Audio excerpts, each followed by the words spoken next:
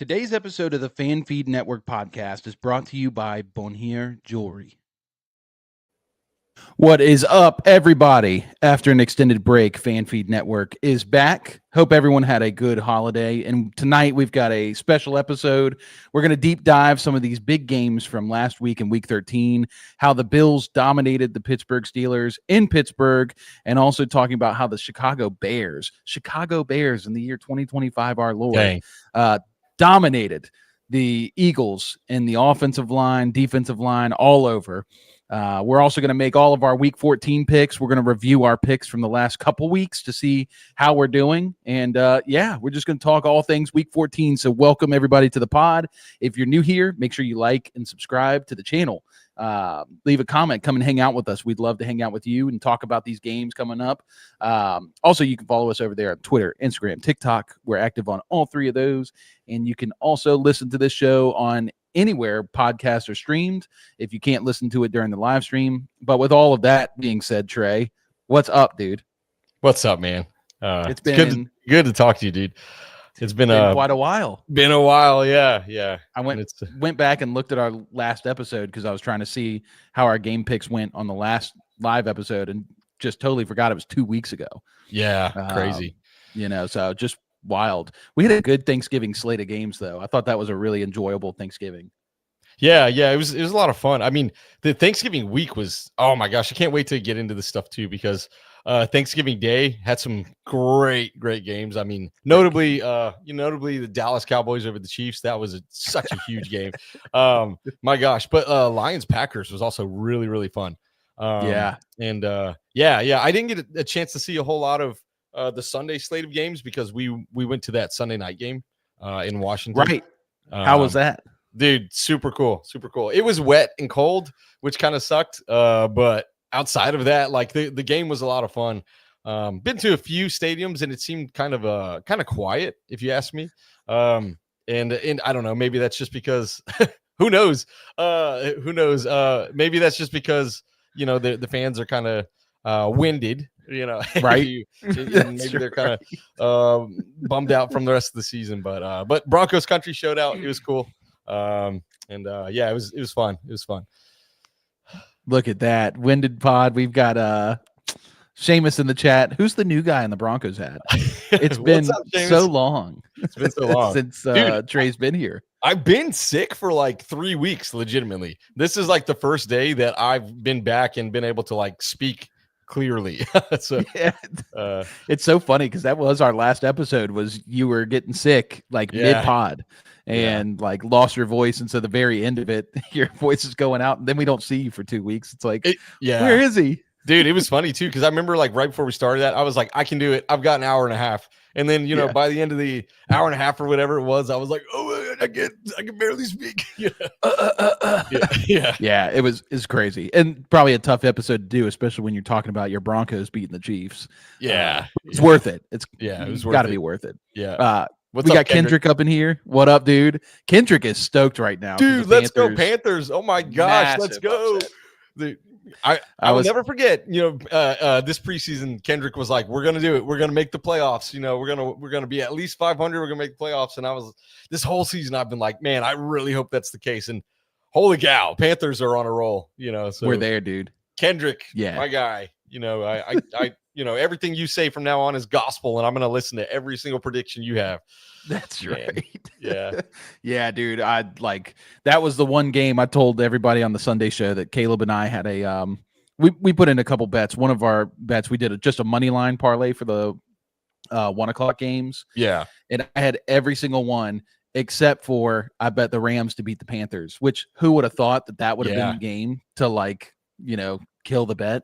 I probably shouldn't have even bet it because it was terrible odds. Like I wasn't getting much return betting on the Rams to win. Yeah. But here we are. But yeah, Carolina just nuts. Yeah. Man, they're playing out of their minds right now. Kendrick, you need to tell me, because obviously you watch all these games, but you need to tell me what is it that they're doing better now than they were doing earlier in the season? I mean, I know, JC Horn, like he's a force. Outside of that, you gotta tell me what's going on. I know you got Cody Barton. He was with us last year, and I liked him. I like Cody Barton. So I can only imagine he's pretty good.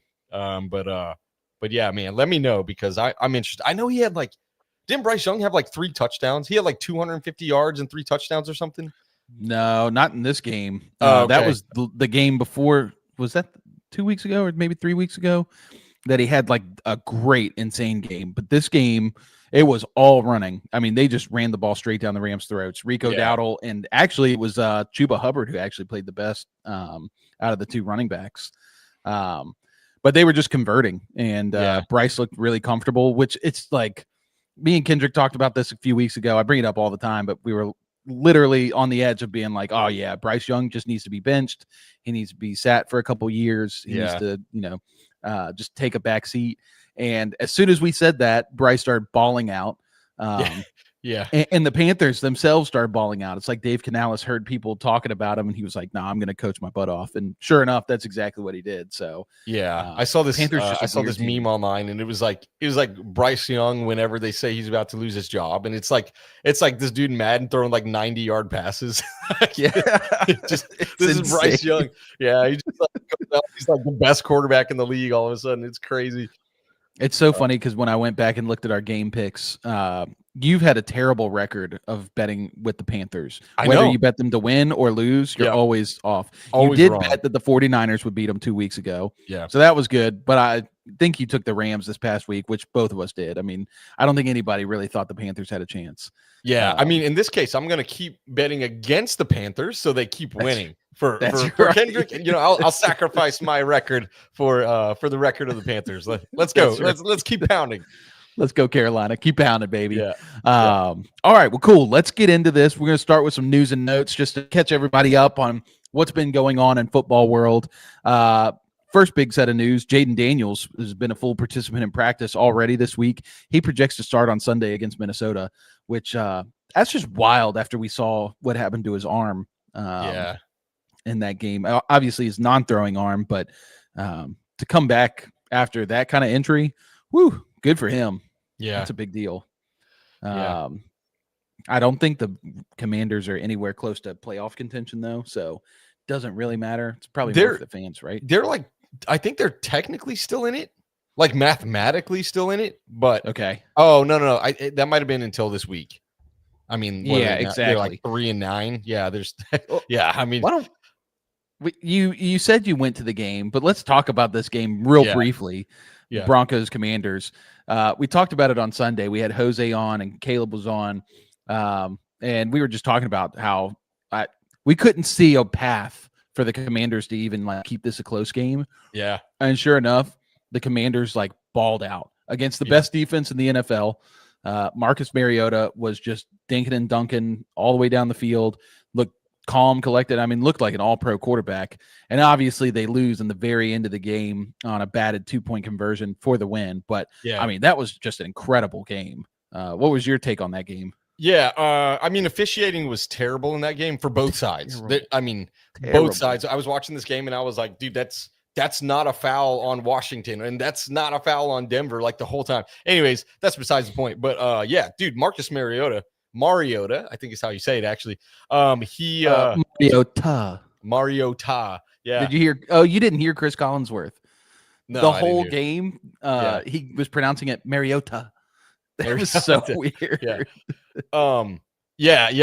Dude, it was incredible because that's the one thing is I was sitting there next to a Commanders fan and I was like, I just want it to be a good game. I don't want a blowout. Right. As that is to say, oh yeah, I saw the Broncos drop 45 points on this team. It's not fun to experience that in person, in my opinion. Want the back and forth, which is exactly what we got. I could not have, I've been to 2 games this year. I was blessed enough to be at the Giants game and that insane comeback that the Broncos had. And then be at the Commanders game where, it was just a back and forth the entire time. Mariota, he had the game of the year for himself. I mean, it was incredible. Insane. I was just oh my gosh, that Treylon Burks catch, it's very, OBJ-esque, it wasn't that good. It wasn't that good because he wasn't getting DPI'd by Riley Moss, much as you were that. It wasn't a 50-yard bomb like it was from Eli Manning. So, but still, incredible. Still a great catch. Yeah. That these were like 3 catches of the year that same Yeah. day. It was like that one. It was Brock Bowers and who was that other one? Puka. Yeah, that's right. That's right. What was your Oh, my favorite one goodness. out of those 3? Well, I mean, I'm biased because I was there, so I'm going to say Treylon Burks over Riley Moss, who's okay. a dog. You know, Riley Moss is a dog. That's your boy. Yeah, I don't know. I think the Brock Bowers one was the most impressive one to me because That one was nuts. I don't think people understand how difficult it is to catch like shoestring or you know these balls that are an inch off the ground. Like that's Right. way harder than catching the ones that go over your head because you have to bend your body in half. And yeah. So anyways, I think that was the best one in my opinion. But yeah, great day for football, man. And you know, the one thing that I don't like about it, again, officiating. This boils down to officiating.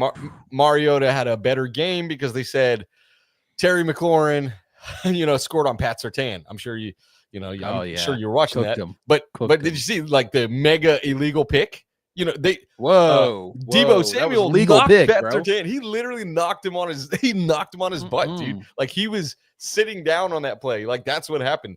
That's not legal. I swear I've seen Cortland Sutton at that same pick for Marvin Mims. Show me. I'll find it. I'll send it to you. Let's see. Anyways, yeah, he was like 4 yards down the field. It was just like, you know, I guess technically like 2 yards in like a yard into the end zone or whatever, and just slammed Pat Surtain down. And then, you know, Terry was wide open, scored on Pat Surtain.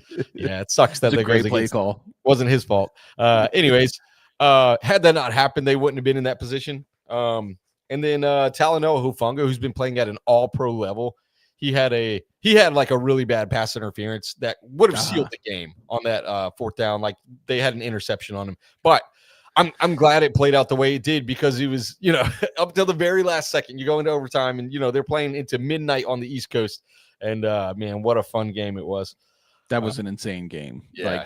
Like, one of the better games on the year. Yeah. And just I was stoked to see Mariota play so well. Like after all the stuff he's gone through in his career, obviously we've talked about the quarterback show, and that year that he was playing for the Falcons, it was just like demoralizing watching him. It was so sad. But to see him kind of step into this offense, and really it's a credit to Cliff Kingsbury. Like he knows how to run an offense that's very simple for quarterbacks. And like what they did was very simple. They didn't do anything super complicated. They just dink and dunk down the field.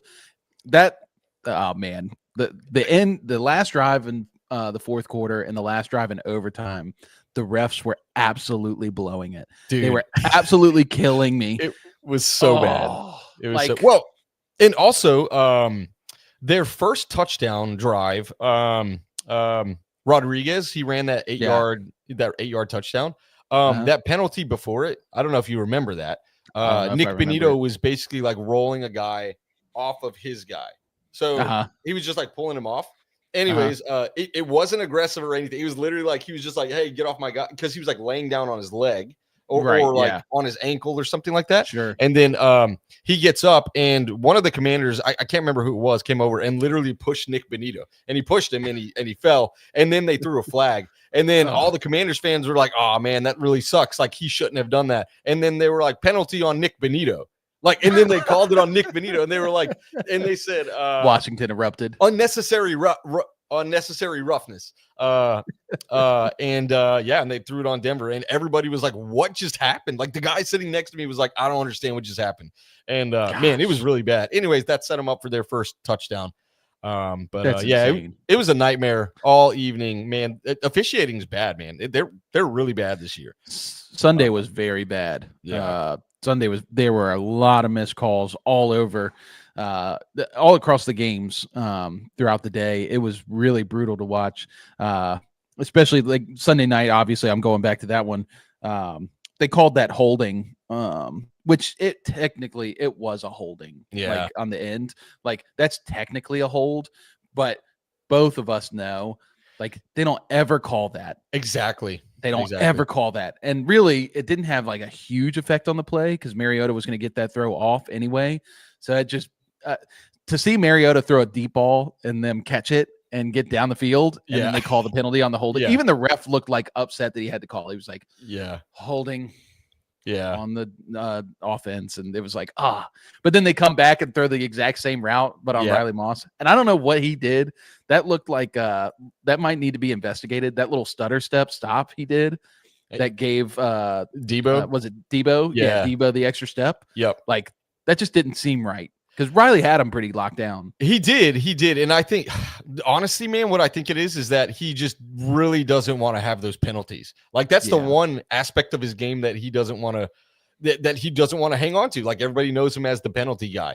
Right. And I think he's just like, it's funny because I heard out of Denver media this past week that he was practicing with boxing gloves this whole week. Because, basically saying you can't use your fingers. Working on his hands. This is how you're going to have to practice, which I think is really cool, innovative. But I think he's just like a little nervous, and I hope it's not affecting his confidence at all. But you're right. Like he had him locked down, and I don't know, maybe he thought he was going to, cut inwards or something. I don't know. But regardless, it's probably enough about that game. Broncos win. It's fun. They're on a 9-game win streak. They're about to be on a 10-game win streak. So grand total of like a 10-point spread over the last 4 games of wins that they have. Hey man, doesn't matter. Win's a win. Not gonna apologize. I want to know. Did you say that about the Chiefs last year when they did the exact same thing? No, heck no. I was like, the Chiefs should not be winning these games, but that's because they shouldn't. That's because there's nothing shouldn't be winning either. Yeah, but there's nothing about any of these games that are like the Broncos shouldn't have won that game. Yeah, I mean, definitely. Tell me, there's nothing that's happening from the Broncos' perspective where they're like, oh, they should have lost that game. It's not like, I don't know. It's not I mean, they shouldn't have let the Commanders score that many points on them. It's been a bottom offense throughout the year, and that defense is bad. To your point, though, I mean, yeah, but you dropped 27 on them. That's not nothing. Like you still put 27 points on a bad defense. Like that's what you should do. Struggled at times. That's okay. So what are you saying? What are you saying? Oh, I just think that I just think they play down to their competition is all. And that's gonna nip them in the butt eventually. Sure. What happens when they come and get punched in the mouth. I mean, but you could say that about anybody. Again, definitely. The Rams just lost to the Panthers, and the Patriots, who everybody is glazing right now. The Patriots almost lost to the Bengals, who had no wide receivers and no Joe Burrow out there. I know. And I mean, and no Trey Hendrickson. Trey Hendrickson wasn't even on the field. And so you can't. I think it really just points to the parity in the NFL right now. There's really not a full on utterly dominant team. Yeah, there's no juggernaut. Because that's what you expect from a juggernaut is that they win all these games and they take care of business whenever. They don't let up stupid stuff. This year, everybody sucks. Sucks, but everybody's struggling to be consistently level playing winning. Field. This is what I think the NFL should be every year because this is fun. Because you don't know anybody could win any single week. Anybody could win. It's a lot of fun. I don't want to take too much longer without addressing Kendrick here, but he's telling me, all right, Panthers have better play calling, not depending solely on run or throwing, equal balance. Both now. Bryce stepping up when needed, just like we said. Jalen Coker, okay, yes, massive piece over the to win over the Rams. Yeah, the Cokeheads loved it. Yeah, Cokeheads loved it. I had Jalen Coker in a fantasy league that I had to start him this week, and that was a nice start. He played really well. Nice. Just been waiting on it. So, all right, let's get back into some of these games or news and notes. All right, so after the game on Sunday, Steelers release cornerback Darius Slay. The Bills go ahead and quickly claim him off waivers. Slay apparently is not reported to Buffalo and seems pretty likely to just retire. Yeah. So end of an era. He was pretty great. As a player. I don't know if you saw Philly also put in a claim for him. Did they really? Yeah, they put in a claim, but Buffalo obviously had a higher waiver priority. Yeah, waiver priority. Sorry. Yeah. No, you're good. Slay, I just think he's old and I mean he's tired. He was getting beat last year pretty often in that Eagles defense. He's still got a good head for football, but he's slow. And that's really the biggest problem. Steelers did that in order to sign Adam Thielen. Mm-hmm. And you ready? I'm going to share this. I was going to share it later, but I'll share it now. There was this guy who tweeted right after the game on Sunday when the Steelers lost to the Bills. And he said that Mike Tomlin's going to say something like, "You can't eat soup with a fork. You got to have spoons." And then proceed to sign a 2018 Pro Bowler to the practice squad.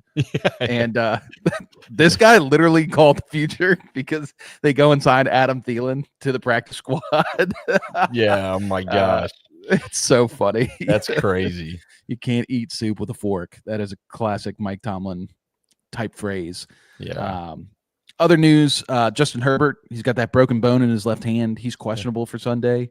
He'll probably play with the cast, but we've already seen like Aaron Rodgers been playing with the cast, and it definitely affects your ability to play the game when you're banged up like that. So just something to keep an eye on. Deshaun Watson, did you see this? He's been designated to return by the Browns, so his 21-day practice window's opened up. He tore his Achilles in the preseason. Oh, well, I guess it was during training camp. Wow.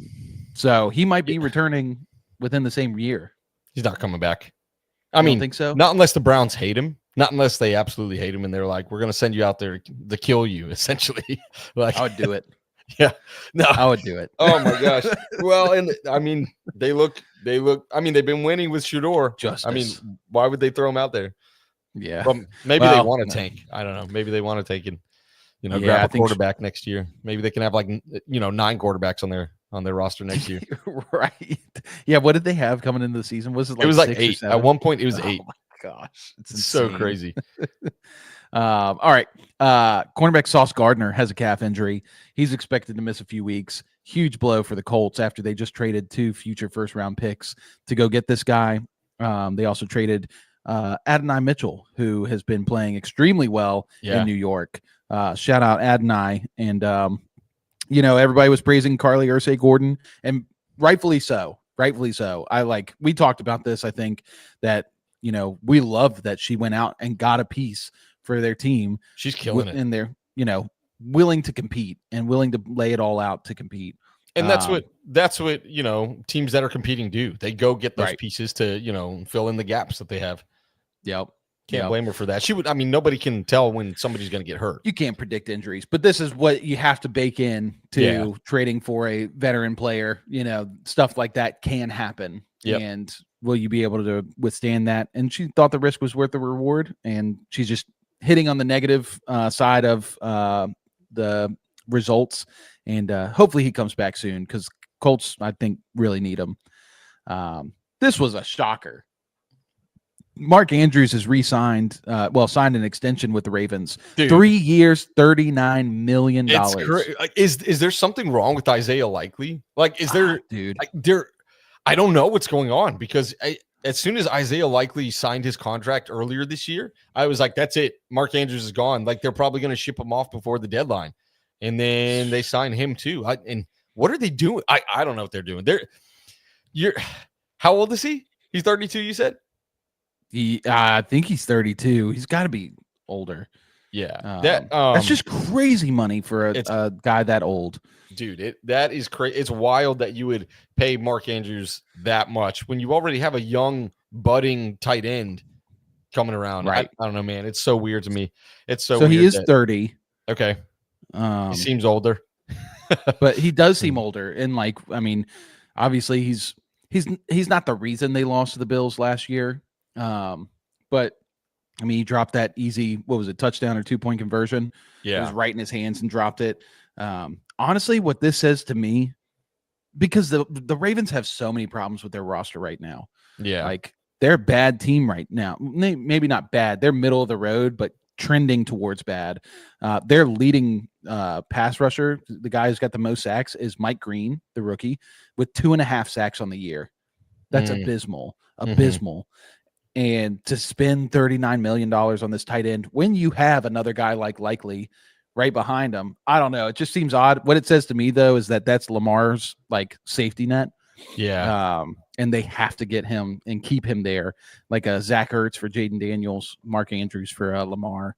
That's the only way I can kind of make sense of it, but that's a wild one. Yeah. So wait, I thought they had already extended him. Isaiah Likely, but I'm looking at it now, and it doesn't look like they He'll actually be a free. He's a free agent this year. Yeah, but I thought going like into in the next year. preseason they signed him to like a $13 million a year. Like what I kind of remember something like that too. Yeah. We'll have to look deeper into that. Yeah. That one just happened. Or was it earlier today or yesterday? And I haven't really looked too much into it, but yeah, that's just, I don't know. Raven's going to Raven. Yeah. So I love it as a Steelers fan. Yeah. Go pay Mark. You should have paid him like 50 mil, honestly. Yeah. So last thing I've got here is just a complete celebratory piece. Christian McCaffrey right now is just balling. He's had a great year. Crazy. He's currently on pace to have his second season of 1,000 rushing yards and 1,000 receiving yards in the same season. He'll be the first player to ever have 2 seasons like that. He also right now, currently in week 14, has 85 receptions this year. That's 4th total in the NFL. That is insane. I don't think people understand. We're watching a Hall of Famer. Like Hall of Famer. Like we're watching his career. Like first he's ballot. going to the first ballot Hall of Famer. And I mean, just don't take it for granted. I mean, it's wild what they're doing. And he's been injured like some of these, some of these games, which is crazy to say that he's still on pace for like 2,000 all-purpose yards. Yeah. It's just unbelievable. Christian McCaffrey's a different animal, man. Like he's just unreal. Absolutely unreal. And everybody just thought it was over for him last year after the Achilles tendonitis stuff popped up. And for him to return and not only just like have like an incredible season, like just a good season, he's having like a record-setting season. Yeah, it's just insane. Like, his name's up there with like Marshall Faulk and Roger Craig, former 49ers running back who did this, was very similar to McCaffrey, and he actually is one of the on the ballot for the Hall of Fame this year, I believe. Oh wow! So kind of cool little thing there. So anyway. Last piece of news, because this just came through. Amon-Ra St. Brown is playing tonight. So if anybody has him in fantasy football and you sat him because you didn't think he was going to play, make sure you get him in your rosters. If you place bets and thinking that, Amon-Ra wasn't playing, see if you can cash out and re-roll because Amon-Ra's playing and he looks pretty spry right now, at least in the warm-up videos I've seen. Do you think this is real? Do you think it's real, or do you think like this is a I don't know, like trying to get the defense spinning a little bit, and maybe they would put them on like a snap count of like 15 snaps or something. Sure. Yeah, I mean they could. Amon-Ra is like one of the toughest guys in the NFL. Like the dude does not miss time hardly ever. But that doesn't mean he can't. That doesn't mean he can't. He missed time last year. But if he's playing, I don't see any reason why they would just throw him out there to run dummy routes. At least and to like some of the videos, because and this literally just happened, but like I'm seeing some of the videos on Twitter of him running routes, and he's he looks like totally fine. Like doesn't look like there's anything hampering him. That's surprising. So we'll see. It's the most interesting thing about this is that this game is probably one of the more heavily bet on games so far this season because it projects to be this huge shootout. So there's a lot of money to be made. So for the Lions to kind of keep him questionable all the way up until just now, after everybody's put in a bunch of bets already, I think there's like $3 million worth of bets that have just gone through today. It's like crazy. I don't know. It's insane. At least just on FanDuel alone. Yeah. Anyway, just make sure you guys have Amon-Ra in your starting lineups. And so anyway, that's what we have for news and notes. Speaking of which, I need to make sure I go to one of my leagues and change out. I think I had Isaac Tesla in just to see if I could get a sneaky guy to score, but now he's not going to do anything tonight. Yeah. So I'll take him out. But what we're going to do now, we're going to shift over to our Bears versus Eagles game review. We're going to do a deep dive on this game and tell you what happened, what went right, what went wrong. But before we do, we have a quick word from our sponsor, Bonheur. Ladies, we did the research for you. Fellas, pay attention. We've partnered up with Bonheur Jewelry. Bonheur is a celebrity favorite eco-friendly jewelry company based in New York City. They're adored by stars such as Emma Watson, Gal Gadot, Katy Perry, Kim Kardashian, Kendall Jenner, and Hailey Bieber. Their designs have been featured in top publications including Vogue, Elle, V Magazine, and on major platforms. We love them. They have great pricing for luxury jewelry. It's something that you can start planning for before the holidays get here and get it early. Click on the link in our show notes below. You can sign up for 15% off your first order. When you support our partners, you support FanFeed Network. Check them out. Sweet. All right, I've got Isaac Tesla off of my team, so that is good. We're ready to talk Bears Eagles. Well, and now I've got Isaac Tesla here, so let's bring him in. Bring him in. Yeah, exactly. It's so cool. Isaac, right before how the do you game. feel now that Amon Ross playing and you will be, sitting on the bench. He'll probably still actually play, and I'll tell you right now, he'll probably score a touchdown tonight. Yeah, he probably will. He's just a touchdown machine. He's so good. All right, let's talk about this Bears-Eagles game. So this was the Black Friday game. We're covering this one because the Bears, this was like the battle for the top of the NFC. Eagles, knowing now that the Rams lost, Eagles could have been back at the top of the NFC, but Bears win 24-15. Just to preview this game before it even happened, the Bears had entered the game with an 8-3 record. They started 0-2 on the season, and since then have gone 8-1. And the big change for them came after the bye week, where they became one of the best rushing teams in the NFL after really struggling to rush early on in the season. And they're using both DeAndre Swift and Kyle Monangai, a very, weird duo that's turned out to be extremely dynamic and efficient. On the Eagles side, Eagles come into the game as one of the better teams in the NFC, despite massive both offensive and defensive regression from last year. They had one of the best offensive lines in the league last year. Yeah. Now they're very middle of the road. The offense is stale. The defense is getting cooked by running backs right now.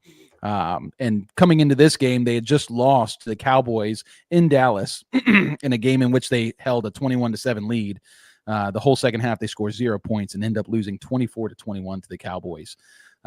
So Trey, going into this game, what were your thoughts? So going into this game, my honest thoughts were, I think the Bears are frauds. And I don't think that they're going to win this game. I told my brother-in-law, who's an Eagles fan, I told him right before kickoff, I was like, I think the Eagles are going to crush the Bears today. And I don't even think the Eagles are that good. It's like we talked about earlier in the show, right? We said nobody is a powerhouse this year. Like there are people that are riding,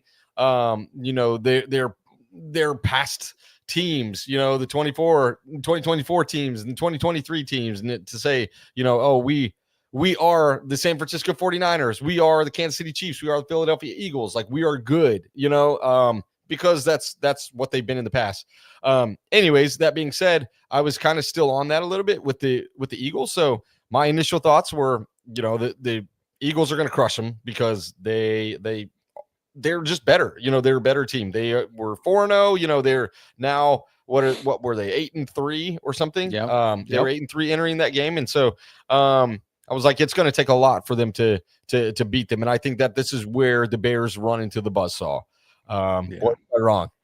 And wow, right. Is it fun? And it was in Philly, wasn't it? It was in Philly. Yeah, it was in Philly. Yeah. And honestly, that scoreline I don't think tells the whole story. I think that makes it seem closer than it was. At no point did it feel like the Eagles were ever going to win that game, ever. No. And no. I mean, maybe like half of the first quarter in, you're like, oh yeah, this is going to happen. But the Bears were very much in control. And you already hit on it. The running game, they had 281 yards on the ground, which is insane. Absolutely insane. But my biggest takeaway from this is, let me ask you a question before I tell you mine. Go ahead. Who do you think the best player is in Chicago? I couldn't tell you. Like there is no best player. There is. There's a very easy one that nobody really knows his name yet. Is it Darnell Wright? No, it's Nashawn Wright. Is that Nashawn? Okay, is that the guy you're thinking of? No. Darnell Wright is their offensive tackle. He's Oh, very good. No, He's a dog. not Sean Wright. But, You know who that all right, is? tell me about him. Tell me about right. him. This guy is a turnover machine. Not in his career. He's played like 45 career games, but this year specifically, he has 8 turnovers this year, which is crazy. And I actually did some research myself. I didn't AI this. I went and I looked up this information myself. Let's go. Old fashioned of you. Yeah. The Bears are 7-1 when he has a turnover. 7-1. They're 5-0 in their last games, and when you know it, every single one of those games, he either had an interception or he had a fumble recovery. He's had in these past 5 games, Nashawn Wright has 3 interceptions and he has 2 fumble recoveries.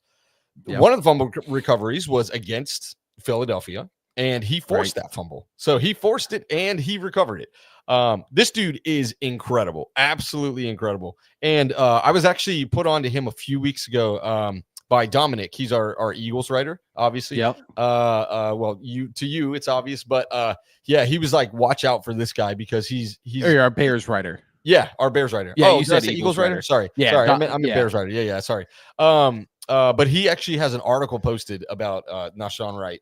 And wow, I was so glad to like be watching out for him after that, after he told me that, because he's right on it, man. Like this guy, like I said, he's a turnover machine, and the Bears look so good having him out there, and he really just amplifies that defense to another level this year that they weren't doing last year.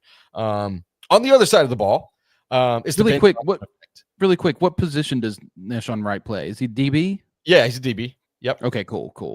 N-A-H S-H-O-N. Okay. That's how you spell it. Okay. Yeah. Nashawn. All right, go ahead. Yeah. But the other side of the ball, it's the Ben Johnson effect. Yes. That is that's what's happening. I mean, you look at it. I mean, we just go back to the Detroit Lions, right? He had David Montgomery, he had Jahmyr Gibbs, both going crazy on the ground. Well, it's starting to take effect in Chicago, and you can see it, right here. This is what, I was excited to talk about because, man, what a game from both of those running backs. Monungai had 22 carries for $130 and a touchdown, and DeAndre Swift had 18 carries for $125 and a touchdown. Unbelievable. I think they both had like 7 a clip or something like that. I think that's what that math equates to. Yep. And then, again, Ben Johnson effect. It's not the Caleb Williams effect. Caleb Williams, very mediocre. He had 154 yards.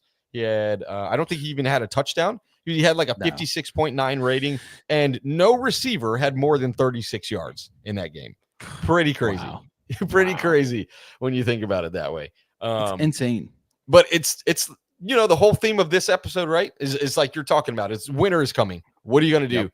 And you run the ball. And championship teams, they run the ball down your throat, and they're good at it. And my gosh, if the Bears keep this up, I don't know anybody that can stop them. They look so good. Oh, 100%. No, and I love that you brought up the defense, because that was one of the things that was really hurting the Bears early on. Was they had so many injuries on that team. Their middle linebackers, I think they're all 3 out still. They had some major blows in the secondary, and they were just struggling, and they have completely turned it around. And I think Dennis Allen is the D coordinator over there for Chicago. So that's pretty cool that they're playing so well. What do you think of Dennis Allen? I don't know what to make of him. He I really don't know much of his tenure. I know he was coaching the Saints defense, and that defense was very good. Was he a Broncos guy? Yeah, he's a Broncos guy. When was that? I think it was during the Peyton years, actually. Or no, that might have been during the Tebow year. I think it was probably during the Tebow year. Yeah, he was bad. Yeah, Tebow. No. Well, Dennis Allen. Well, Tebow too. Tebow was also bad, except he beat the Steelers in the playoffs. Yeah. It's painful. Oh, yeah, you probably hated that. It's okay. We didn't have to go play the Patriots the following week. Yeah. Tebow did. Yeah, what was it, like 48 to like 10? It was not good. It was not good. It was like 42 to 16 or something like that. I don't know. Insane. Which is funny because like in that game, I know we're going down a rabbit hole a little bit, but in that game, like Tebow broke a rib before halftime and came out and played a better second half than he did first half with a broken rib, which is so weird to me.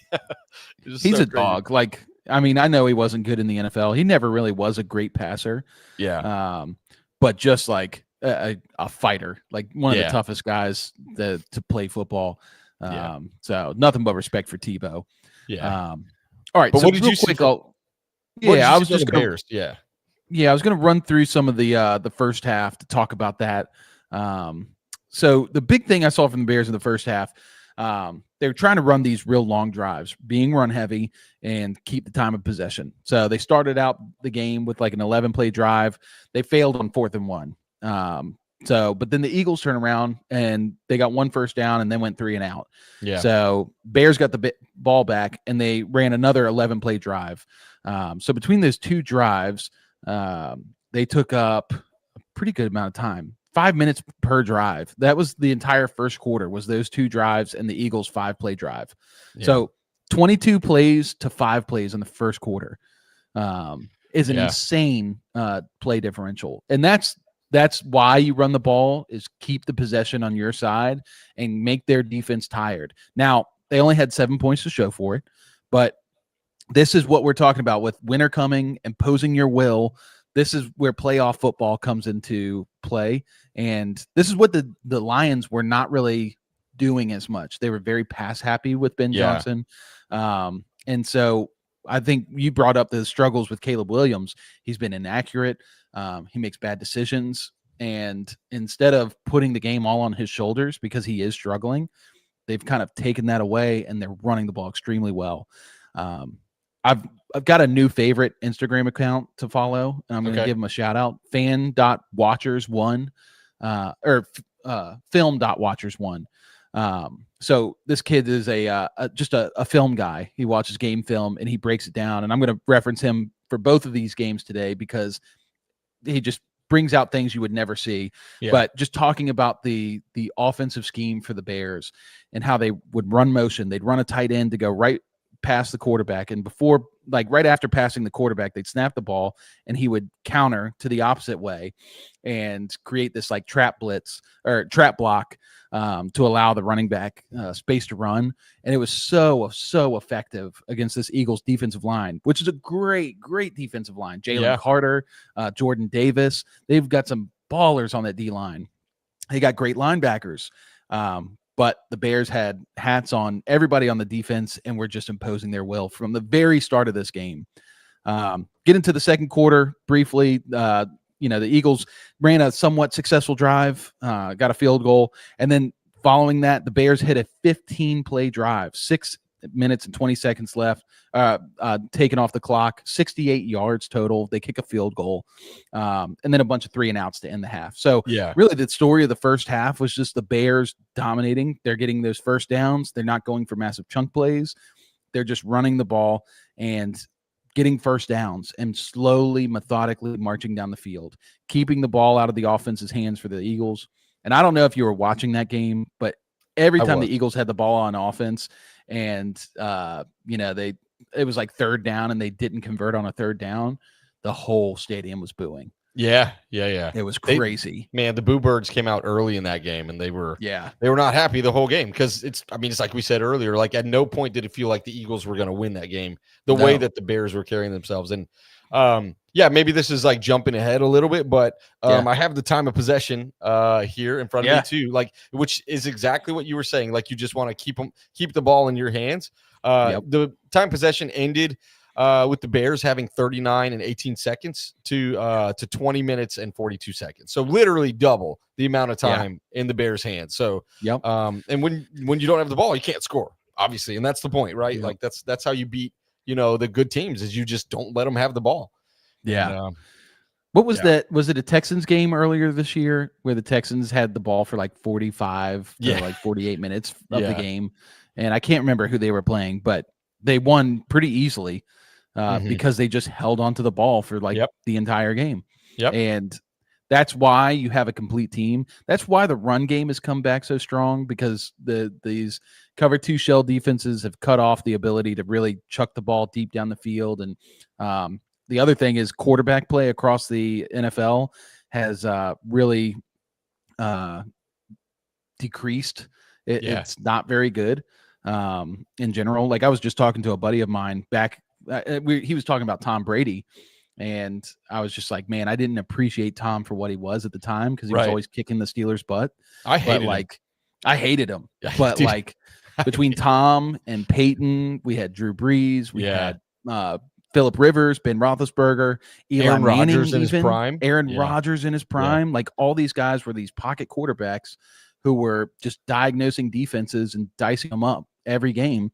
And we don't see that very much anymore. So the NFL shifted a lot. These run-heavy teams are really coming into style right now because defenses are smaller.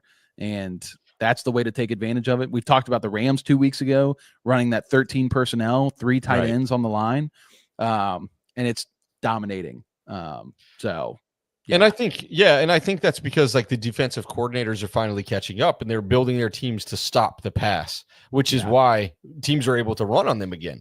And I think that's why you're seeing, the Patrick Mahomes teams struggle a little bit is because everybody can defend the pass. And when you don't have a good running game, you're not going to produce results. And so, credit to the Bills or the Bears, man. Like the Bears and the Bills, we'll talk about them in a few minutes, but it just seems like Ben Johnson is kind of ahead of the curve, and he can see where the NFL is headed and already is well into that phase. And good game design, good play calling all around, man. Like holy cow. Bears looked incredible on, in front of everybody. Black Friday. Yeah, it was so fun.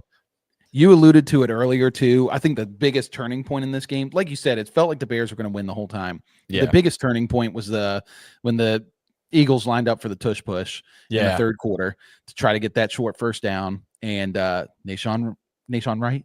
Yeah, Nahshon Wright or Nahshon Wright? I don't know how to say it. We'll have to research that. Yeah. But he just went up and stripped the ball right out of Hurts's hand. Yep. And I remember watching it. He didn't even engage a blocker. He just kind of walked past him, walked up to Hurts, waited for him to have the ball exposed, and just ripped it right out. Yeah. And we've been trying to figure out how to stop the tush push for 3-4 years now. And he did it in that play. It was incredible. So cool, man. Felt like it sucked the life out of the stadium. Bears run another super long drive, just running the ball down the field. They score. It felt like the Bears were in total control, totally dominated the Eagles, even though like AJ Brown had a huge game this game. I was going to talk about that, and I was going to say I part of it felt like they were trying to feed AJ Brown. Maybe it's his personality, maybe that's what it called for in the game, but he had himself had more than the rest of the team combined in terms of catches and yardage and touchdowns. Like his final stat line was 10 for 132 and 2 touchdowns. The rest of the team was 9 catches total for 98 yards, 0 touchdowns. It was all AJ Brown. And this is some more research that I did, but the Eagles, when AJ Brown has a touchdown, are 2-2 this year. Eagles, when Devontae Smith has a touchdown, are undefeated. They're 3-0. Which I don't know if that means anything, but that's just kind of interesting. Right. That is interesting. Interesting thing. But Jalen Hurts actually played like a pretty good game. He's 19 of 34, which isn't great, but he had 230 for again those 2 touchdowns, and he did have that 1 pick. I don't know if it was just them just like designing plays for AJ Brown to get involved, and maybe that was the nail in the coffin. I don't know. I mean, the stats again show that Devontae Smith is having a good game. You're probably going to win that game. So I think what happened was early on they were struggling to get first downs, and it wasn't until the second quarter where AJ Brown got his first target. Yeah, and they started feeding him. And he was just open and he was making plays. And so I think he became their crutch. I think the bigger problem out of all this for their offense was the Saquon Barkley effect. Yeah. Saquon has not looked good. The offensive line can't create any space for him to run. I'm actually pretty shocked that they're not running Tank Bigsby or Will Shipley. that much. Obviously Saquon, I believe, is much, much better than both of those guys. Right. But to change up the pace, to change up the game, I think Bigsby offers great change of pace upside. He's done really well in spots. Even Shipley has been good in spots. But they couldn't get anything going with Saquon. So they, put the ball in Hurts's hands. And Hurts is typically a guy who follows the hot hand. He follows the guy who, has been playing well in the game, and he ultra targets him. I think that's probably because he's not like a pocket passer. He's typically going to go to his first read, and he just made AJ his first read in this one. But it is good to see AJ Brown score and play so well because I still believe AJ Brown is like a top 5 talent at receiver. Oh, I know there's a lot. There's a lot of talk about him like being dramatic and all that stuff. And honestly, like he should be, because they have not used him. But they also have Devontae Smith. They also have Goddard. They also have Saquon. Like they've got a lot of mouths to feed. I think the frustration in totality should be with Kevin Patullo, the OC, not being able to scheme up plays. You see the biggest storyline to take away from this one for me with the Eagles is just the loss of Kellen Moore. Yeah. And how much Kellen Moore meant to this offense. Prior to Kellen Moore, I remember the year they went to the playoffs, and I think they lost in the first round. This was probably 4 years ago. But their offense was just terrible. Yeah. And part of that's because Hurts is not a great quarterback. He is. I think he is a very good quarterback. I just think he's a limited thrower. I think you're accurate when you say he's not a great quarterback. He's good. Right. He's serviceable, but he's not. I mean, I don't know. I don't know. With all the bad quarterback play in this year of the NFL, I think he's a pretty good quarterback. But that just shows how bad the talent is at quarterback all the way around. Like Jalen Hurts is Cam Newton, and Cam Newton was not one of the better quarterbacks when he played. True. Except for that one year in 2015 when he lost to the Broncos. But anyway, this big game. I don't really have much more to say on this one. Last thing I'll just mention is that the Bears are now the number 1 team in the NFC. They do have to play the Packers this week. Yeah. And that will be a big test for them, especially with this new revamped offense. And so, I'm very anxious to see how they do against the Packers, especially because the Packers have been pretty susceptible to the run this year. So will be very interesting to see how that goes. But do you have any final takeaways for this game, Trey? No. I think, and I said it earlier, if the Bears can keep this momentum up, if they can keep this style of play, if they can be effective in this manner, they're not going to lose another game this year. And it's exciting. It's exciting. I like seeing the young guys come up. I like Caleb Williams, Big Bo Nix guy here, obviously, but I'm not one of those guys who's like, oh my gosh, he's better than Drake May and he's better than, Caleb Williams and Michael Penix, because it doesn't matter. I like seeing the new guys come in and basically the NFL turn a chapter and see these new guys come in and do well. So I want to see these teams succeed, to watch these guys grow. And Kyle Monangai, man, just such a fun story. Like 7th round draft pick, right? He's just tearing up the Super Bowl champs. Like that's so cool to me, man. Do you know who the running backs coach is for the Bears? I do. I do. Or I think I do. Anyways, who is it? Don't make me. Former Chiefs coach. Oh, is it Bieniemy? Bieniemy. Wow. Yeah. Wow. I remember when we were doing these preseason shows and trying to catch up on all the latest news and stuff. There was one clip that was going viral. They were running all the running backs through drills, and Monangai was doing one of those like high knee drills, jumping over the sacks or whatever those things are. I don't know what you call them. Right. But he was running through them, and Bieniemy just dug into him. Man, you look like you running through concrete. It was like ripping him up. And it was like, okay, Monangai might be cooked, but tough love. And I feel like that's a lot of what, Ben Johnson, Eric Bieniemy are about, is tough love. And they've brought out the best in Monangai. I mean, it even makes you wonder too, because I brought this up earlier. I don't think I still have it up because I might have changed out of it. But I was trying to look at David Montgomery's stat line for this year. I think only has 2 games over 50 yards rushing this year. Wow. And it really makes you wonder how much of a factor Ben Johnson was in David Montgomery's success. Huge, right? Huge. I mean, it's got to be huge. Like I mean, just look at what they're doing now and look at what Chicago's doing now. Like, what's the common denominator? It's Ben Johnson. Ben Johnson. Yeah. Incredible. Yeah, incredible. All right, let's start talking about this Bills Steelers game. So this was another one. This is going to be fun for me since got my Steelers hat on. I'm still repping, even though a lot of people are jumping ship, and rightfully so. Final score was 26-7. Let me just set the stage for everybody. So Steelers started off the season 4-1, as they normally do. They start off hot, but since then they've lost 4 of the last 6. They were 6-5 on the season coming into this game. The division was practically handed to them with injuries to both Lamar Jackson and Joe Burrow that kept them out of games. I mean, Joe Burrow just returned last week. Jackson missed at least 4 or 5 weeks.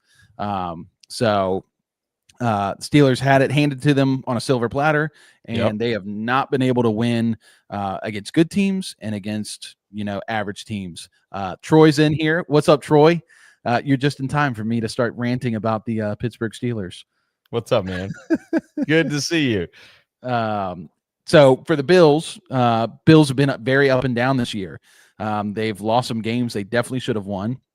They've won games that were very good wins. They had a record of 7-4 coming into this one. They were just coming off that nail biter loss to the Houston Texans, which was a great game that Thursday night, where Josh Allen was sacked 9 times. Well, 8 times, should have been 9, but 1 sack took him past the line of scrimmage. And prior to this game, both of their starting tackles were listed as out. They did not play against the Pittsburgh Steelers. So, Trey, just give me the lowdown. What did you see in this one as a brief overview for the game? Man, I was going through watching the game. I went back and watched it again today, and my gosh, the amount of times that I was taking notes on the Steelers, and I was like, oh, this is a drive. And then my notes were, there was nothing flashy. Like, that's literally like what I wrote. I can't tell you even how many times I did. I'm looking at it now. 1, 2, 3, 4 different drives. That's what I wrote down.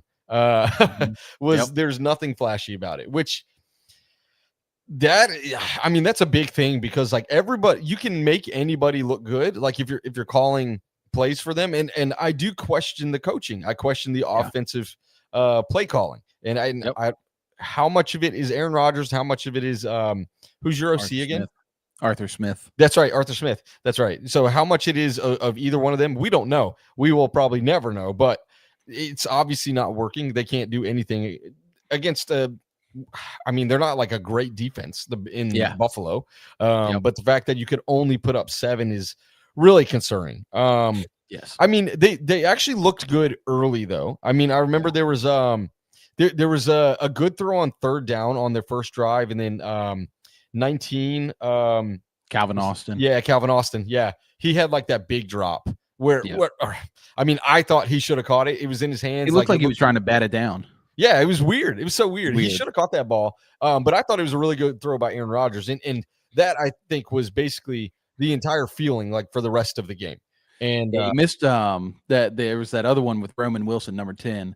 Where he ran kind of a streak. He was open, and Rodgers, it looked like, and I might be defending Rodgers, but he looked like he was throwing him to the sideline, and Roman kind of just kept running straight and just gave up on the route, but he was wide open, had to step on his guy and everything. Bad. I mean, and a lot of times when there are overthrows or whatever, like normally the quarterback is right in the situation. Like normally it's a receiver miscommunication, or they like mistime their route or whatever, but typically that's what it is. So I will give credit to Aaron Rodgers as I'm not a big Aaron Rodgers guy. I know you're not even a big Aaron Rodgers guy, but no. But I don't think the Steelers collapse is on him. There's a lot more to it. I'll read off a couple different things that I found interesting. Okay. Number 1, this was a stat that I saw before this game, and the trend continued even after this game. Pittsburgh came in not having completed a single pass over 20-plus air yards in the last month, the last 5 games. So they're 0 for 13 and 3 interceptions in the last 5 games. And this was not including the game against the Bills, throwing over 20 yards down the field. They're also not including That's not including the Mason Rudolph one either. Right. that one is probably in there too. Yeah. Now, but yeah, I mean, this has been a thing that's changed massively from last year. Last year there was a lot of deep balls. Yeah. And that was kind of another problem with the offense was it was either dink or dunk or screen or just chuck it 40 yards down the field and hope George Pickens comes up with the catch. Yeah. And so, they're not throwing towards the middle of the field. And I think that is one of the things. It's something Mike Tomlin has talked about quite a lot. Is that they do not want to throw towards the middle of the field because that's where most of the turnovers happen. Most interceptions happen towards the middle of the field. Yeah. So he's so obsessed with not making a turnover that he's cut off an entire third of an NFL field. And that's just not good, not smart. For Troy, do I think the Steelers will go quarterback in the draft? I think it depends on where they're at and who's available. Steelers are notorious for going for best available. They're not going to, they might force a quarterback if they find somebody who's somewhat decent at their spot. We just don't know where they're going to end up. I mean, history tells us they'll be right around like pick 15. Yeah. They also have a plethora of like second, third, and fourth, fifth round picks that they will probably use to be able to move up in the draft. Here's the other problem, Troy. This draft class for quarterbacks is not very good. It's not a very good quarterback draft class. I was going to say that. Like you're almost, I mean, unless you're like picking like round 2, like I don't know. I don't know that a first rounder on a quarterback is going to fix all your issues. Yeah. That year with both like Caleb Williams, Bo Nix, Drake May, all those guys, that was the year to go like trade everything to get a quarterback because those guys were good prospects. I mean, even Bo Nix, who was an older prospect and had been in college for 5 years, he had a very successful season in Oregon his final year, and he had a lot of good things. So, Troy says the 2027 class should be better quarterback wise, and I 100% agree. 100% agree. And so, do we go with another season with Rodgers and just tank it? The Steelers will never tank. I wrote an article about this a couple weeks ago. Steelers will never full on tank like the fan base wants them to. They're going to continue to, draft. What I think they'll probably do in 26 is just draft heavy in the offensive and defensive line. And then save like some of the skill positions for 27. Well, and that's where you start, right? Like, or you like kind of shore up those lines in free agency. If somebody becomes available, I'm just going to speak back to, the Broncos because I'm very involved in this team, right? Yep. Like Sean Payton, his very first thing he did when he came in was he immediately went out and he fixed the O-line. He signed the guys he was supposed to sign. He went and drafted a couple guys in the later rounds that are now starting, and then you kind of build your way out from there. It's exactly what you just said, Cam. Is like you build those lines and then everything else like kind of fits into place. Like, and especially if you are going to go for like a young quarterback in 2027, like that's what you want to do is you want to make sure that he's coming into a good situation. Like look at Cam Ward. Like Cam Ward is getting screwed every single week because he's in a bad situation. And so, the player I pray that the Steelers would make a move for would be Caleb Downs. He's a safety / corner out of Ohio State. He's a difference maker. And it's like that Pat Surtain pick that you guys made. Yeah. Nobody's like Pat Surtain. No, for sure. Not even his father. Yeah. Wasn't he a chief? Yeah. That's crazy. They had a good. It's okay. Generational curses can be broken. That's right. So that's my thoughts for the draft. I think, and they've done a lot of offensive and defensive line drafting the last couple years. The offensive line has been pretty decent. Still needs some upgrading. Defensive line still needs a couple guys because Cam Hayward's going to retire. So they still have some work to do. But let's talk about the defensive line because James Cook. Oh my gosh, that guy! Yeah, he was running like a running back with his hair on fire, man. Like he was running like there was no tomorrow. He did have that big fumble on their third drive, I think it was, which was great defense, by the way. But yeah, I mean that was like he was like behind the line like 2 or 3 yards or whatever it was, and then he fumbled. Like that was yeah, good defense by the Steelers there. But outside of that, he really had his way with that defensive line. He just I guess the Bills' offensive line had their way with the defensive line, and James Cook was just able to eat all day long. Yeah. Oh my goodness.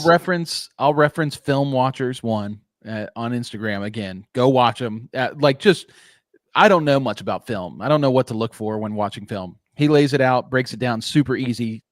Probably the best follow if you're a football fan and want to know more. But he talked about this. The Buffalo Bills ran the same play 29 times against the Pittsburgh Steelers. 29 times they ran the same play. Basically, what they would do is either run 2 tight ends on the same side with a receiver right beside them, or 2 receivers and 1 tight end. There was always a trio of 3 on, like, say, the right side of the lineup. So the Steelers lined up in man, so that all of their guys are lined up over towards those 3 guys. Yeah. And so the left side is open, so you tend to think that they're probably going to run opposite side or run into where they've got all the blockers. Well, the Bills ran this misdirection. So they would hand off to the left, and James Cook would run up and then cut wide right. And what would the blockers would do, those 2 tight ends and the receiver or whatever it was, they would seal off that right side. So it left James Cook one-on-one with a DB. And the DB was always over pursuing towards the inside of the field, and James Cook was able to bounce it outside. And that was on the very first play of the game. James Cook gained like 20 yards on one rush. And that they didn't run it. They ran it a good amount in the first half, but I think when they went into halftime, they said, look, guys, we're killing them on this. We're going to run this a lot more. So the second half they came out. It's like when you're playing your brother and you're just like hammering the X button over and over again. Just hammering the same play over and over you're again. Like, he can't stop it. He can't stop it. Just do it over and over again. Insane. Yeah. So 29 times they gained 183 total yards on that play alone. And different variations of it, but the same play nonetheless. They had 372 total yards. So that was over half of their yards in this game.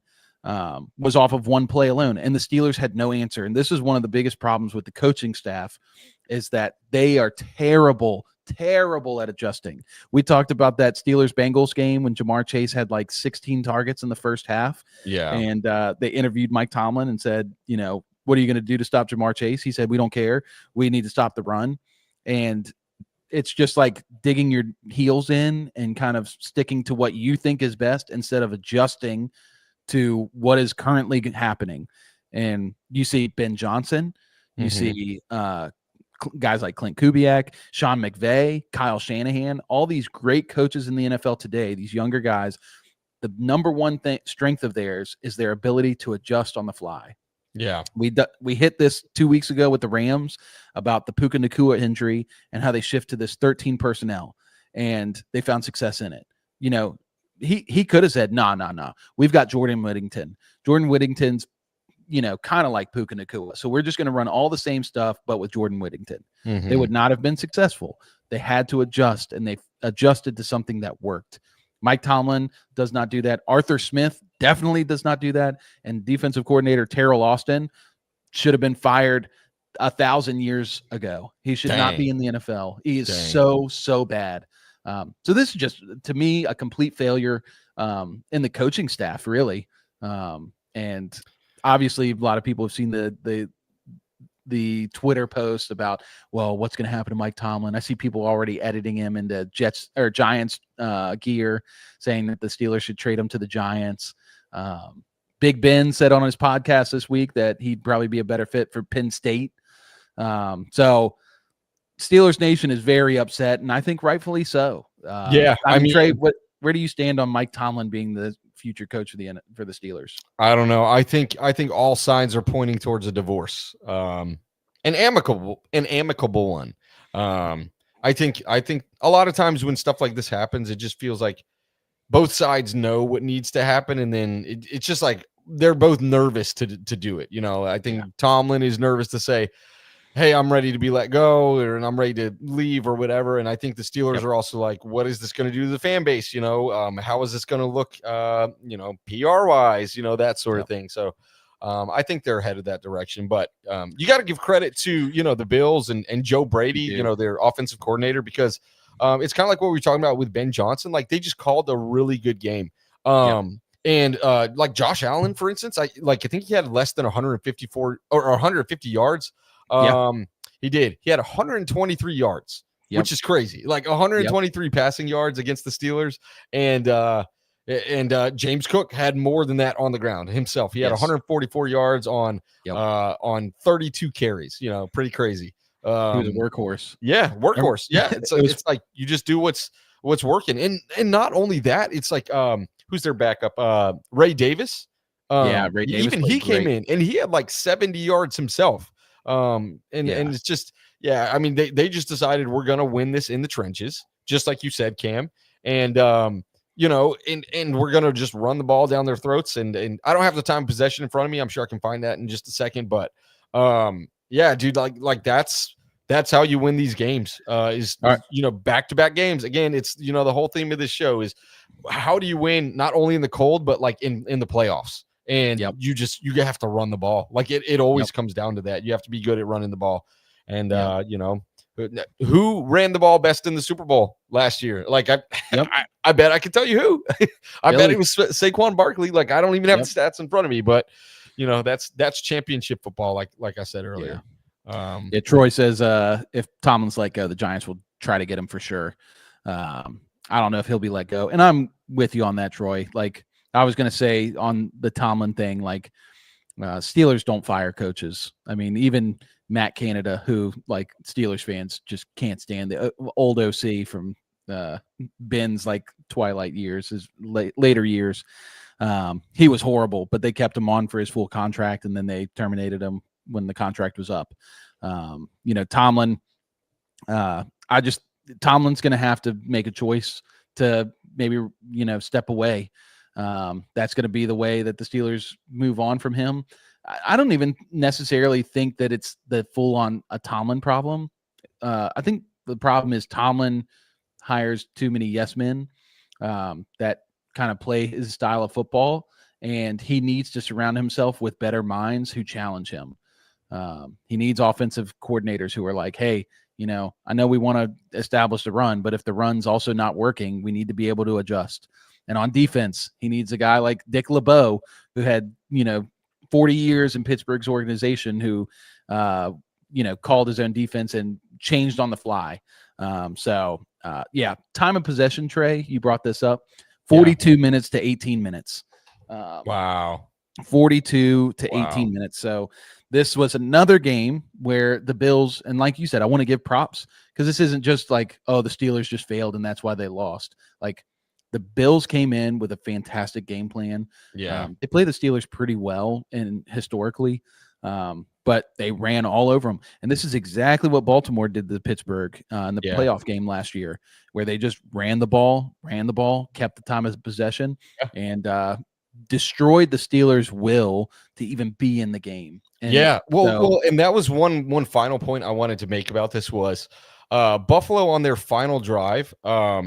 They led an 8.5 minute drive that ended in a field goal, and I think it was only like a 40-yard. It was only like a 40 or 50-yard drive. Like it was nothing spectacular, but they chewed up 8.5 minutes, which is crazy. And then they left Pittsburgh with 1:07 to basically score 3 times. I mean, again, that's winning football. That's what you do. You just take the ball away and you just run the clock out. Like that's what you do, especially when you're up. A perfect game. I mean, you couldn't draw it up any better for the Bills, other than like the 2 turnovers in the first half. Right. And that's the other thing the Steelers should have taken advantage of. They get the interception and don't do anything on that drive. They do get the fumble and score off of that drive. That was their lone touchdown. Sure. But then just hit this first half, they played incredible. Like they were still getting gashed a little bit in the run game, but they were resilient on defense, and the offense was still struggling some, but they played a very good game against a Bills team that plays much better against higher competition. Yeah. Second half comes out. First thing that happens is Aaron Rodgers gets hit from the blind side, fumbles. It's returned for a touchdown. Instantly 10-7. And Rodgers is out. Mason Rudolph comes in for the next 5 plays, and Rudolph overthrows a 6'7" Darnell Washington and throws a pick. Yeah, well, it was into triple coverage, and actually both of those turnovers were by Benford in Buffalo. Like that scoop and score. I mean, it was Bosa who like caused the fumble, but Benford picked it up, ran it in, and then Benford picked off Mason Rudolph. Yeah, he had a good game. My gosh, he had a great game. He's earning his paycheck. So I mean, from there it was just the. And this is playoff football, right? Turnovers, time of possession. Those are the biggest things. Steelers couldn't convert on third downs, and they had the turnover battle in the first half. And then second half, they lost on the turnover battle. They gave up all the advantage they had. So once again, great game for the Bills. This is playoff football. This is what it looks like. And I think the biggest takeaway for me on the Bills is that they're second in their division to the Patriots. A lot of people counting them out because they've had some uncharacteristic losses. They are struggling with receivers right now. They've had Keon Coleman benched for the last few games up until the Steelers game. And they just been struggling. And he had a touchdown in this one. Yeah, he was wide open too. Wide open. Crazy. But they played a great game. They identified a weakness. They attacked it. They saw that it was working, and they just leaned into it. They didn't try anything fancy. And like you said, the most impressive thing to me from the Bills was the ability to run that 8-minute drive at the end of the game to run the clock out. That was incredibly impressive. Not very often do you see that in the NFL. For the Steelers, I just think the biggest takeaway here is like that this feels like a pretty major point in the Tomlin era of on the verge of total collapse. Which has not happened since he joined the team. We got demolished in the playoffs last year, but we weren't expected to even make the playoffs. But this year there's been some high hopes. There's been games that they have very much been within reach of winning, and there's coaching problems. There's players not playing well. The fans turned on them. We play the song Renegade by Styx heading into the fourth quarter every year, every game. And the fans were loudly booing the Steelers. It was an empty Steelers stadium, and I've never seen that before in my life. And last thing I'll say, this is just a cool stat. So Broncos. The Bills ran for 249 yards against the highest paid defense in the NFL. It's the most yards the Steelers have allowed on the ground in that stadium ever. And then also it's the most yards they've allowed on the ground since 1975, a game in which O.J. Simpson on the Buffalo Bills ran for 275 yards. No way. Isn't that wild? Crazy. Dude, that is actually crazy. 50 years ago? That's literally 50 years ago. 50 years ago. Oh my gosh. Man. Hopefully this is what it was like in the 70s where the Steelers were so bad, and then the Immaculate Reception happened, and Chuck Noll joined the team, and they built a juggernaut and won 4 Super Bowls in the 70s. So maybe it's a good omen, but this was just not a good game for Steelers fans. So I know. Okay. This is actually the last thing. Okay. No, you're good. And it's not about this game necessarily, but about the Steelers in general. Like, what you guys have a lot of big games coming up. You still have 2 against the Ravens coming up, including this week, right? Don't you guys play the Ravens this week? Yeah, we play the Ravens this week, and this will be for the top of the division. Right. So what do you like? How are you feeling? Like, do you think the Steelers are going to actually pull it out? It's weird. You just don't know. Like, I think the Steelers have all they need to beat the Ravens. They will be, I believe, in Baltimore on this one. Yep. They're going to play in Baltimore. And the Ravens have looked really bad this year. And, so I could see the Steelers coming out. They just got their butts kicked. They're all motivated to change that. Yeah. But also, like, I don't trust the coaches.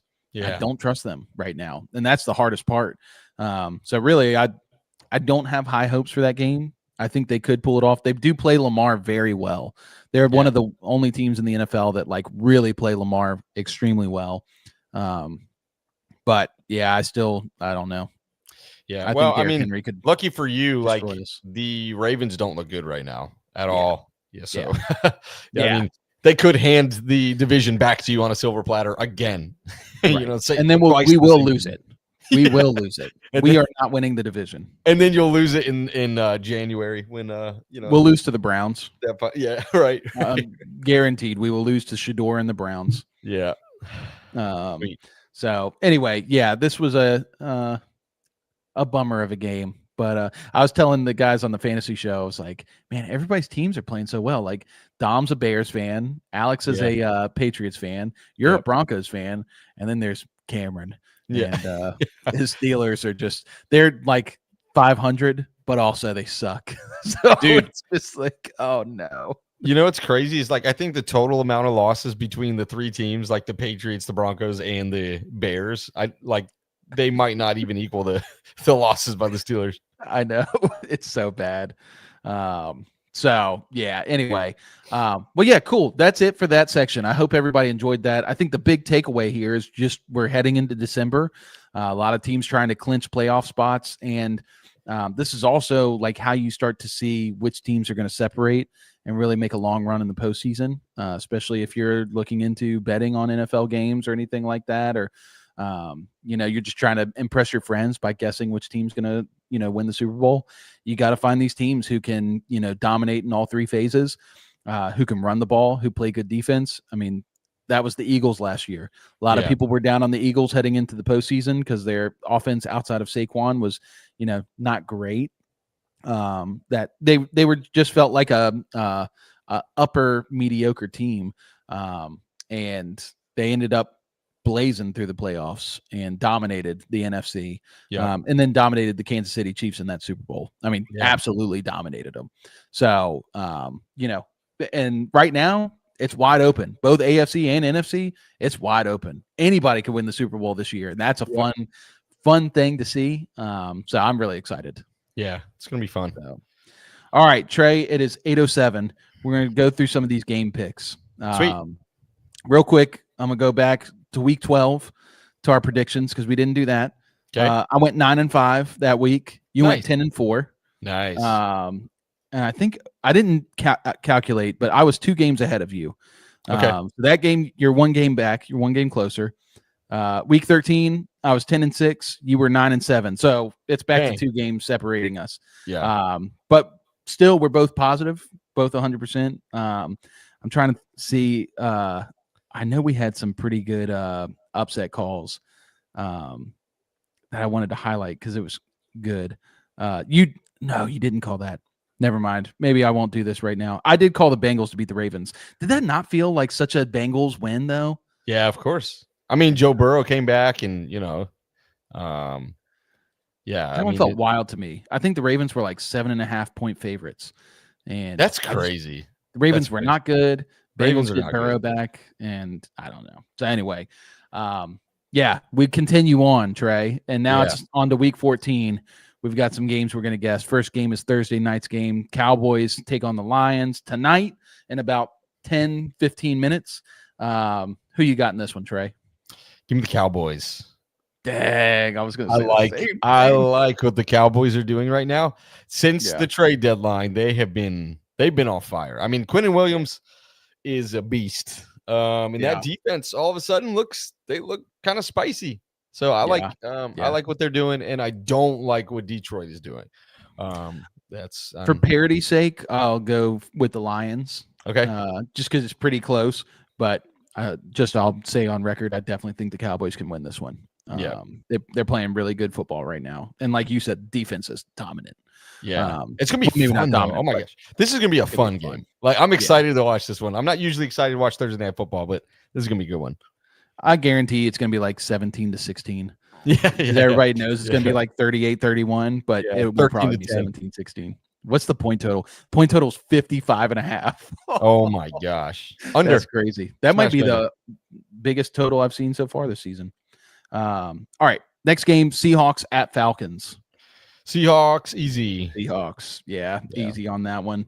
No Kirk Cousins. Resurrection leading the Falcons back to the playoffs, like No. Caleb said. No. He is wrong. All right, Bengals at Bills. This one has a 53.5 point total spread. Wow. So, yeah, give me the Bengals. I'll take it. I almost I see like a that. path where the Bengals win that division. I could almost see it. I could see it too, very well. Yeah. Yeah, I'll take the Bills just for difference sake. But I do love that Bengals upset. Yeah. All right, Titans at Browns. This one will be fun. Give me the Browns again, though. It's defense over anything. Yeah. It was It's like gonna 2 be weeks cold. ago when I was like Browns easy in Shador Sanders, like his debut. And it was like, easy. yeah, and they crushed him, and I was like, man, I should text Cam, but I didn't want to rub in or anything. Yeah, we'll put that one as your biggest upset because the Raiders. No, it was the Raiders. That's the Raiders. It was the Raiders. Yeah. Yeah, and they did. I just didn't crush them. Yeah, they destroyed them. It was terrible. Yeah, there's just not much that I can root for on the Titans right now. They just haven't. They have been playing a little better. Just for fun, I'll go Titans. Dang. And say that Cam Ward, sons Shador Sanders. It'll be fun to see those two go head to head. Yeah. So Shiloh, all right, right? Shiloh. Yeah, Shiloh Sanders. Oh wait, no, he's with the Bucks. Wait, he might not even be with the Bucks anymore. Never mind, forget it. Yeah. Whoops. Nope. All right, Commanders at Vikings. Yeah. JJ McCarthy is back. Yeah, that means they're going to lose. That means nothing to me. Yeah, that means it's better than Brosmer. You mean 9 is back? Yeah, 9 is back. Yeah. Give me the Commanders. The Commanders are better than their record says. Yes. And I think Dan Quinn is a very, very, very good coach. Yeah. Commanders will also most likely have Jaden Daniels back. Oh yeah, true. I wasn't even thinking about that. I was thinking of Marcus Mariota. Yeah, even with Mariota, I would take the Commanders at this stage. Yep. Give me Commanders. All right, Dolphins at Jets. Ooh, that one's disgusting. That actually could be a fun game. Yeah, it could be. I'm gonna say give me the Jets. Yeah, there you go. Cool. Yeah, give me the Jets. They're playing good football right now. All right, Saints at Bucks. Bucks. Yeah, give me the Bucks. Yeah, I keep losing whenever I root for the Saints. So they're my Panthers. Yeah. So anyway, I think I just keep thinking they're going to win, and they just are not good. Panthers on a bye this week? Panthers do have a bye this week. Yep. Okay. Dang. Yep. Yeah, a lot of teams on bye this week. Really screws up fantasy football right now. Yeah. Right before the playoffs. I'm in one league that playoffs start this week, and I don't have McCaffrey or Drake May. Wow. Yeah, brutal. All right, Colts at Jags. Colts get back on track. I think they win this one. Give me the Jags. Dang. I think we're split on every single one so far. So one of us is really gonna eat it. It'll probably be me. All right, Steelers at Ravens. Oh, okay. I don't know, man. I don't know. Well, I just saw James Cook destroy that line, and I think if the Ravens are going to do anything, they just need to copy that exact game plan that Buffalo had. And I trust Derrick Henry, I think, more than sorry. Yeah. I'm going to take the Ravens. I guess I'll have to take the Steelers. I wanted to take the Ravens, but you can still take the Ravens. I know. I just want this to be fun. All right, Broncos at Raiders. Oh, I'm taking Broncos before you do. No, I'll take Broncos. I can't take the Raiders. They are playing so bad. I think they're the worst team in the NFL. They are the worst team in the NFL. They are so how did the Patriots lose to them? I don't understand that. I don't understand. Was that the first game of the season? One of the first or second. Yeah, one of those first weeks. Yeah, crazy. All right, We Here's a said this good at the game very right beginning here. of the season too. We were like, week 1 is weird. Like a lot of weird things happen in week 1. Yeah. So Week that 1's is always probably weird. Yeah. All right, Bears at Packers. Yeah, this is fun. This is a fun one. Give me the Bears. I was going to take Packers, but Cool. I think I also want to take the Bears. I mean, exactly. Like the tipping point was what you said earlier, where the Packers have been susceptible against the run. And I think that, that's your way to beat them. You do exactly what you did to Philadelphia, who I think is better than the Packers. And you did it on the road once. You can do it on the road again. So give me the Bears And too. Ben Johnson's like introductory press conference with the Bears. He was like, talking about being in the division. He wanted to stay in the division. He's like, there's a lot of great coaches I respect. There's, Dan Campbell. Who's the other team? Kyle. What's that guy's? Kevin O'Connell. Yeah. That's it. He didn't mention Matt LaFleur until he said, and I do love the opportunity to kick the Packers' butts 2 times a year. So Ben Johnson will be fired up for this game. This is one he has been prepping for. Yeah, I like the Bears in this one. All right, Rams at Cardinals. Oh, you got a pissed off Rams team? I'm going to take the Rams. Yeah. Give me the Rams. I can't take the Cards. Can't do it. Even though I love Jacoby Brissett. Should be a fun game, but Rams. All right, Texans at Chiefs.